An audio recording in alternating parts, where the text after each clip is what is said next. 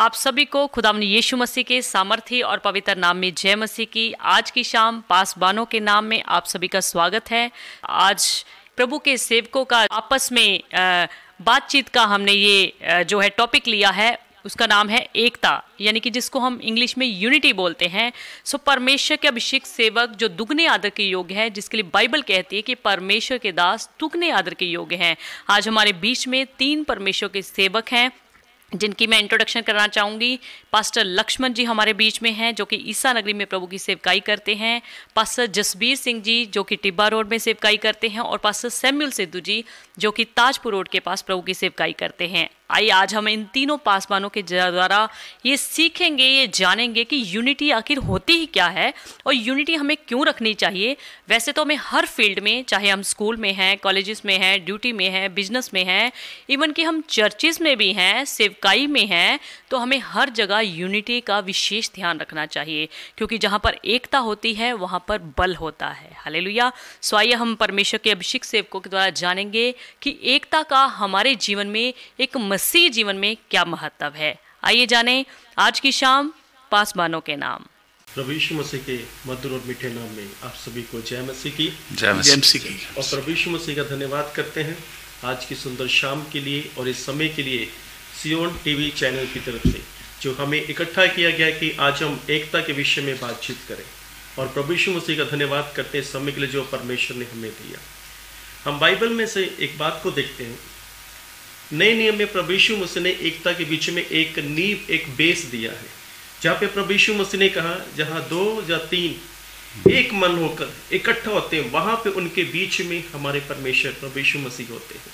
तो प्रभु यीशु मसीह यहाँ पे एकता की बात करते हैं, या 2 या 3 एक मन होकर है ना इकट्ठे होते हैं, उनके बीच में होता है। तो ये बाइबल का बेस है नए नियम में कि परमेश्वर खुद चाहते हैं कि हम इकट्ठे रहें। जो आज हम बहुत सी कलीसियों के अंदर या बहुत से पासवानों के अंदर देखते हैं कि एकता खत्म होती जा रही है और शैतान उस एकता को ही खत्म कर रहा है कि जिससे परमेश्वर की हजूरी हमारे बीच में ना आ सके। तो परमेश्वर जहाँ पे एकता है वहीं पर परमेश्वर है। हालेलुया। हमारे बीच में परमेश्वर के दास सैमुअल जी हैं। तो सैमुअल जी आप। मैं इसके विषय में कहना चाहूँगा कि हमें सब दासों को और विश्वासियों को इस बात को समझना चाहिए कि हम लोग काम तो यीशु मसीह का ही कर रहे हैं। चाहे कोई विश्वासी कर रहा है, चाहे कोई परमेश्वर का सेवक कर रहा है, हम यीशु मसीह के राज्य को बढ़ाने के लिए काम कर रहे हैं। हमारा पर्सनल काम नहीं है, हमारा पर्सनल काम नहीं है। अगर कोई रूह चली जाती है किसी कलीसिया से या चर्च से, तो वो वापस अगर किसी दूसरे चर्च में चली जाती है तो वो भी यीशु मसीह के राज्य के अंदर ही है।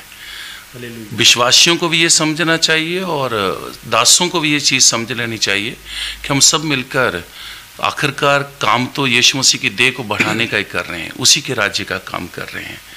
तो मैं समझता हूँ कि हम सबको मिलकर ये एहसास करना चाहिए।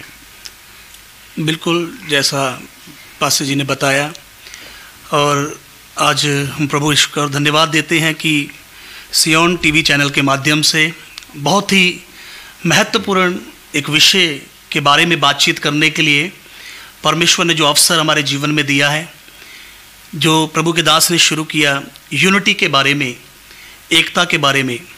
और अभी प्रभु के दास जैसे बता रहे थे कि प्रभु के दासों के बीच में भी एकता होना बहुत ही एक ज़रूरी बात है, जो ये परमेश्वर की इच्छा है कि हम यूनिटी में रहें और हम एकता में रहें। और जब इसके बारे में मैं सोच रहा था, प्रभु ने मुझे एक बात याद दिलाई। आज से कुछ साल पहले की बात है, और अचानक मुझे यहाँ सियोन प्रेयर टावर में संडे संगति में आने के लिए अवसर मिला। और संडे संगति में मैं पहली बार आया था, मेरा चर्च जल्दी ख़त्म हो गया, किसी एक और प्रभु के दास ने मुझे आने के लिए कहा, तो मुझे प्रेरणा हुई तो मैं आया। उस संडे मीटिंग में जब मैं फर्स्ट टाइम ही आया था तो प्रभु के दास पास्टर RL गुप्ता जी इसी बात के ऊपर एक मैसेज दे रहे थे। उन्होंने एग्जाम्पल देते हुए बताया, वो ऐसे कुछ दिखा रहे थे कि उनके हाथ में एक पेन था और उसका कैप उन्होंने उतारा, और वो ऐसे बता रहे थे, देखो ये पेन है और ये कैप है, और ये कैप इसी के ऊपर बिल्कुल सही बैठेगा, इसका कैप किसी और पेन के ऊपर लगाएंगे तो वो सही नहीं बैठेगा। इसलिए आगे प्रभु के दास ने बात बढ़ाते हुए कहा, अगर किसी और चर्च से कोई अचानक आया है तो वो वापस प्लीज़ आप अपने चर्च में चले जाइएगा, या अपने पासवान के यहाँ से कुछ लेटर में कुछ लिखवा कर उनका अनुमति लेकर एनओसी यहाँ जो बोलते हैं तो उसको लेकर आइएगा। तो मेरे दिल में ये बात बहुत गहराई से इस बात ने असर किया, और मैं विश्वास से बता रहा हूँ कि मैंने इसके ऊपर अमल भी किया और मुझे अच्छा रिजल्ट मिला। और कुछ लोग मेरे पास भी आने वाले सालों में वर्षों में आए हैं, लेकिन उनको मैंने प्रभु के वचन के बारे में समझाकर बुझाकर, ज़्यादातर मैंने यही बोला, आपका पति, बहनों को मैंने बोला अगर आपका पति कोई ऐसे ड्रिंक करता है तो आप उसके लिए प्रार्थना करवाती हैं और करती हैं, और हमें भी प्रार्थना करने के लिए कहती हैं। अगर वो सताता है तो आप सहती भी हैं। लेकिन अगर प्रभु के किसी दास ने आपको आत्मिक बढ़ोतरी के लिए, उन्नति के लिए कुछ निर्देश दिए हैं, कुछ समझाया है, तो उन बातों को बिना सहे, गुस्सा किए उनको छोड़ देना, उनके लिए प्रार्थना ना करना, ये एक अच्छी बात नहीं होगी करके। लेकिन मैं प्रभु को धन्यवाद देता हूँ, उसके बाद जिन लोगों से मेरी बात हुई थी उनको कुछ समय के बाद मैंने अपने अपने चर्च में पाया। इस बात के लिए भी मैं प्रभु को धन्यवाद करता हूँ। और सियोन प्रेयर टावर की ओर से, प्रभु के दास पास्टर आर गुप्ता जी की ओर से जो वो पेन और कैप का दृष्टांत बताया था उन्होंने, वो मेरे जीवन में बहुत आशीष को लेकर आया। जी बिल्कुल, आखिरकार हमें इस चीज़ को ध्यान में रखना होगा कि हम काम तो यीशु मसीह का ही कर रहे हैं। जी, लोगों को और कलीसिया को भी ये बात समझनी है कि अगर कमियां हैं, है ना, तो किसी में अगर कमी मिलती है तो आप उसके लिए प्रार्थना करो। परमेश्वर का वचन भी यही कहता है ना कि अगर आप किसी में कमी ढूंढ रहे हो, आपको कमी मिल रही है, तो इसका मतलब आप धर्मी हो, और धर्मी जन की प्रार्थना के प्रभाव से बहुत कुछ हो सकता है। तो अगर आपको कमी है, लग रही है, तो आप प्रार्थना कीजिए। बाइबल में यहाँ जब संत पतरस जी जेल के अंदर थे तो पूरी कलीसिया ने एक मन होकर, एक चित्त होकर उसके लिए प्रार्थना की, और जब उसकी प्रार्थना को, उन सबकी प्रार्थना को परमेश्वर ने सुना, और वहाँ पे एक स्वर्गदूत आया जिससे पतरस को उस जेल से बाहर निकाला गया। तो ये कितनी पावरफुल, कितनी सामर्थी प्रार्थना है, कलीसिया की प्रार्थना। कलीसिया की प्रार्थना से जो पासवान, जो आगे होते हैं, उनकी कई, वो अगर वो समस्या में आते हैं, कुछ चर्च के लोग, कुछ कलीसिया के करते हैं, हमारा पास्टर ऐसा है, उसने ऐसा कर दिया, छोड़कर दूसरी चर्च में चले जाते हैं। हालांकि उनको चाहिए प्रार्थना करना, कि हमें अपने पास्टर के लिए प्रार्थना करनी चाहिए कि परमेश्वर उन्हें उस समस्या से बाहर निकाले, जैसे कलीसिया ने पतरस के लिए प्रार्थना की। जिसके बारे में आप क्या कहते हैं? जी बिल्कुल पास्टर जी सही बता रहे।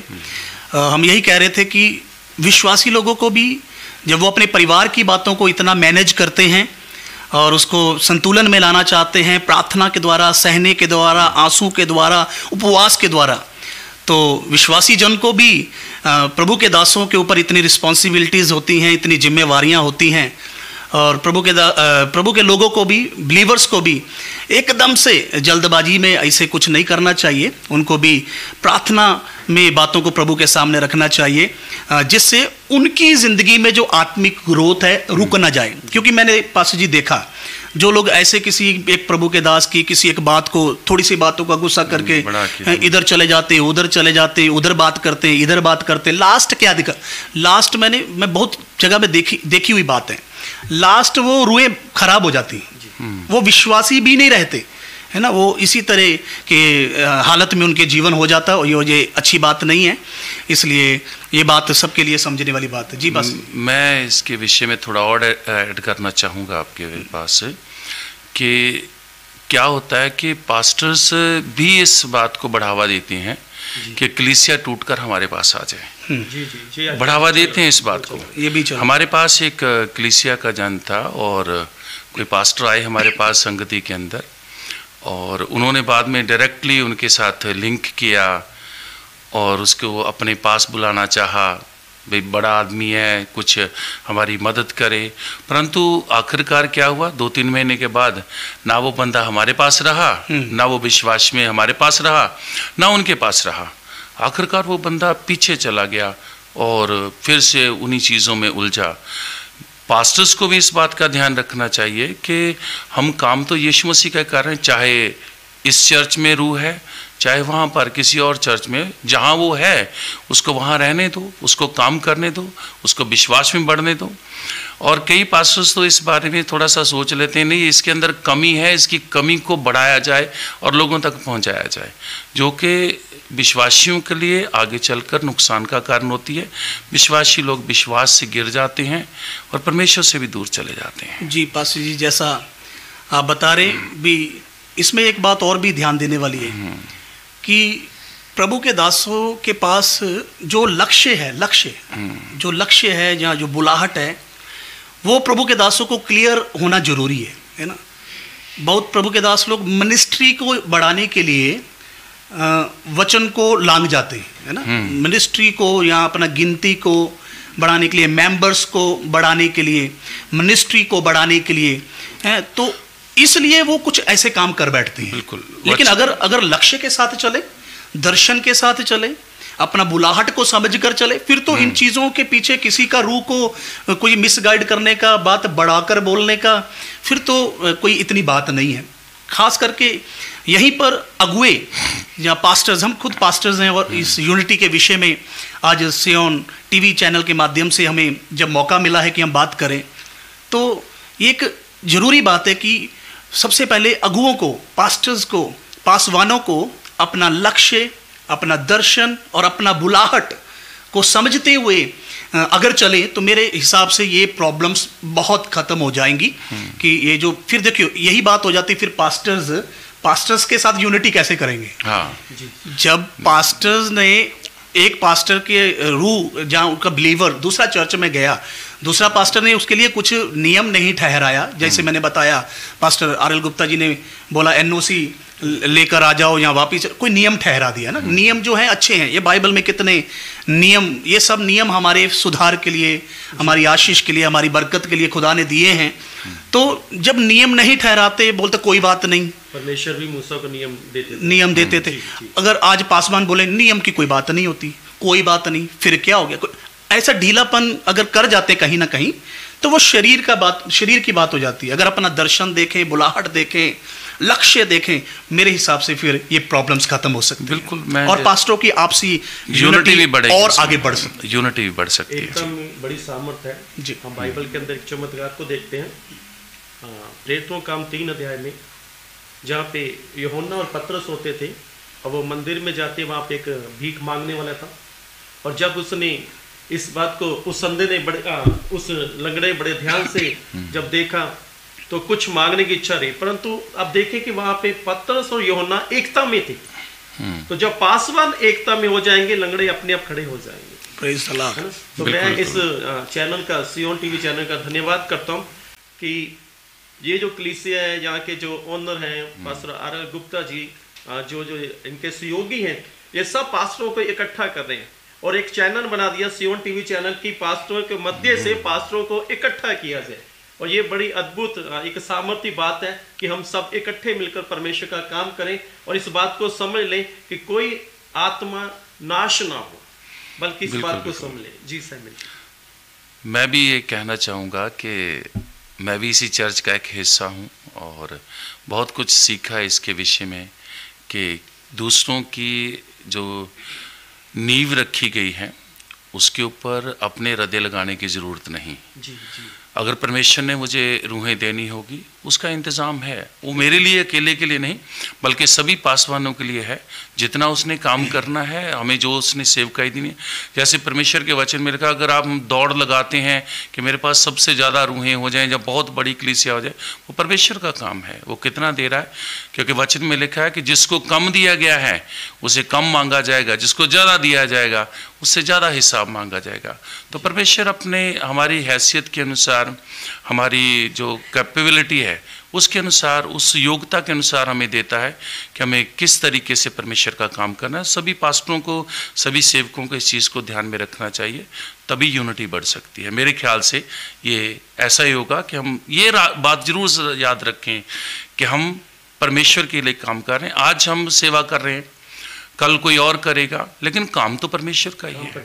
काम परमेश्वर का है, बस उसका ढंग सही तरीके से परमेश्वर के काम को अच्छे ढंग से कर पाए कि आत्माएं खराब ना हो, तो हम सब जितने प्रभु के दास इस लुधियाना शहर के जहाँ जो इस सियोन टीवी चैनल के मध्य इस प्रोग्राम को देखें और वह इस बात को समझे कि किसी भी शहर में हो, पर तो हम इस बात को समझे कि कैसे परमेश्वर के काम को करना है। क्योंकि इस चैनल के मध्य हम यही आज प्रभु के दास इकट्ठे हुए कि इस बात को बता सके कि परमेश्वर काम को किस ढंग से, किस तरीके से, ईमानदारी से, लगन से करना है ना। जैसे मैंने पहले बताया कि मत्ती की इंजील में प्रभु यीशु मसीह ने कहा, या 2 या 3 मेरे नाम से इकट्ठे होते मैं उनके बीच में होता हूँ।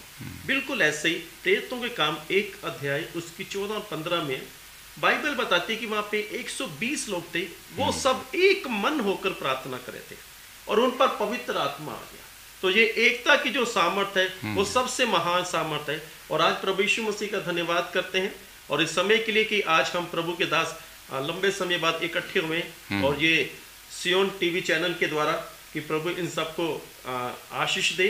और ये बड़ा अच्छा एक समय है कि हम इस तरह यूनिटी के बारे में प्रभु के दास मिलकर इस चैनल के माध्यम से डिस्कस कर पा रहे हैं, बातचीत कर पा रहे हैं। और जैसे कि हम जानते हैं कि सियोन प्रेयर टावर में भी बड़ा सिस्टमैटिक और यूनिटी के साथ और एकता के साथ टीम वर्क किया जाता है। और हम लुधियाना में रहने वाले और अलग अलग जगह में रहने वाले प्रभु के दास इस बात को भली भांति जानते हैं कि विशेष दान परमेश्वर ने अपने दास पास्टर आर.एल. गुप्ता जी को दिया है कि बातों को सिस्टम के साथ कैसे यूनिटी में रहकर कैसे सिस्टम के साथ सब बातों को करना है।